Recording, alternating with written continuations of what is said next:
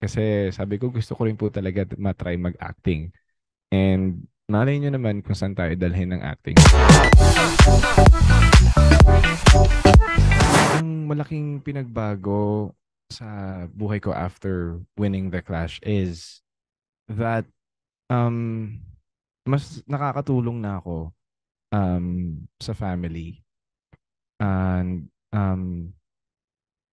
yung sometimes na natitreat ko na sila. It simple joys na hindi ko nagagawa dati. Pero for me, yun talaga yung pinakamasaya ako. Ang nag-inspire talaga sa akin maging singer is my parents talaga. Kasi back then, nung maliit pa po ako, sinali nila ako sa isang voice school. Pero that time, hindi ko po talaga gusto kumanta eh. Pero dahil pinilit nila ako, lagi nila akong pinipilit na pumasok dun sa voice school na yon. Siguro dun talaga nag-start yung pagmamahal ko sa singing. So masasabi ko na wala ako ngayon dito kung hindi rin dahil sa kanila. Tapos nung lumaki na lang na ako, dun ko na hinanap yung singing na parang whenever I do this or performing, um, lumalabas yung ngiti sa labi ko, yung pag nagpe-perform ako at nakikita kong natutuwa yung mga tao, ibang joy yung binibigay sa puso ko. And yun yung feeling na gusto kong balik-balikan. Not because gusto ko yung palakpak, gusto ko yung mga hiyawan ng tao, but kasi I want to inspire and perform sa kanila na yun nga um isang sa sinabi ko sa sarili ko nung sa The Clash. Hindi po ako nagdasal na manalo. Ang pinagdadasal ko po every time nung sa mga rounds sa mga laban ko sa The Clash is na makapag-perform ako ng maayos, okay na ako doon.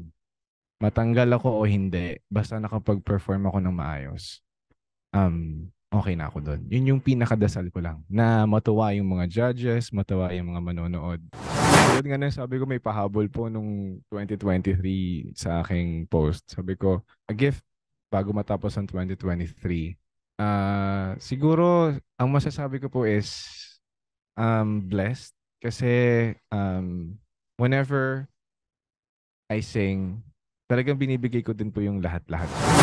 Experience! Kasi nag-workshop po ako sa GMA. Still, honing the skill of acting. First ever na acting ko. So, ang experience is kabado. Whenever, pag andun na yung andun na kami sa set. Tapos, nagbibilang na si Direk, action, kumakabog yung dibdib ko. Kasi, yun nga, first time. Pero, I think naman, kasi wala naman po ako narinig na wala ako narinig na mga negative comments. So siguro maayos naman yung ginawa ko and tama naman siguro yung ginawa ko. Pero yun nga, experience-wise, sobrang happy that dahil meron akong another achievement na unlock. Kasi sabi ko gusto ko rin po talaga matry mag-acting. And malay nyo naman kung saan tayo dalhin ng acting. So, dyan lang siya. Dyan lang yung acting. Pero my main focus is my music and my singing.